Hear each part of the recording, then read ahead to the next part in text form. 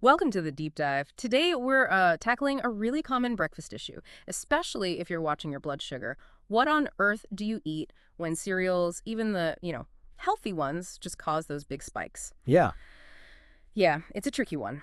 Our sources for this deep dive are pretty solid. We've got insights from Dr. Jason Fung, author of the Diabetes Code, and also some really practical, sort of real-world advice from Linda Ferns of the Diabetes Warriors Support Group. So our mission today, to find some, well, delicious, nutrient-packed breakfast alternatives. Ones that help stabilize blood sugar, maybe support weight loss, and improve insulin sensitivity too. Okay, let's unpack this a bit. So Dr. Fung, he generally advises, pretty strongly actually, against breakfast cereals. And here's where it gets really interesting. He points out that loads of them are just packed with sugar and refined carbs. Exactly. And those things, they lead to really rapid jumps in blood sugar. And insulin follows right after. What's fascinating, too, is that these cereals are often, well, very low in fiber and protein. Right, the stuff you actually need to feel full and keep blood sugar steady. Mhm. Dr. Fung does admit they're convenient, sure, but he stresses that this convenience, it really comes at a nutritional cost. It can even contribute to weight gain over time. So what does this all mean for you listening, trying to figure out breakfast?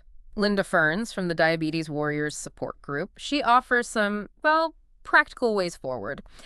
Instead of just grabbing cereal or toast, she suggests building breakfast with foods from the Banting Green List. Yeah, that's essentially a list focusing on low-carb foods.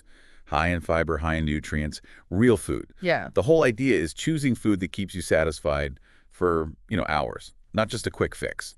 So this raises a key question. What are some smart, tasty swaps you can actually make? Okay, good question. For starters, eggs. Can't really go wrong there. Boiled, scrambled, poached, maybe an omelet. They're just packed with protein, nutrients, healthy fats, keeps you full, gives you energy. And then there's avocado. Love avocado. It's rich in fiber, good fats, great with eggs, or honestly, just on its own with some lemon and salt. Simple. Oh, and don't forget about veggies. Lightly sauteed mushrooms, spinach, maybe some leftover veggies from dinner. Cook them in olive oil or avocado oil. You get vitamins, antioxidants. Yeah, absolutely. Even bacon, if you check for sugar-free options, can fit in moderation. It's got that satisfying protein and fat. The whole approach here is about a breakfast that's high in protein and fat with a good amount of non-starchy vegetables thrown in, that combination.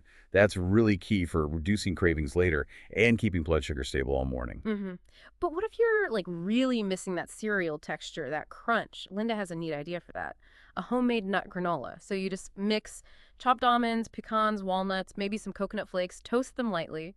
You can add a touch of natural sweetener like erythritol or stevia if you want. All right, and you can have that with unsweetened almond milk or maybe some plain yogurt if you tolerate dairy, okay? And fresh tomatoes.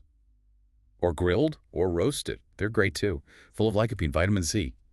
Good stuff. So bringing it all together then, our deep dive today really shows the key to a diabetic friendly or just blood sugar friendly breakfast is, well, skipping the refined carbs. It's about focusing on whole, unprocessed foods instead, Hmm. building a plate that actually nourishes and stabilizes you. Yeah, definitely. And this kind of raises an important question, doesn't it? How could embracing these kinds of alternatives really transform your day-to-day energy, maybe even your long-term health?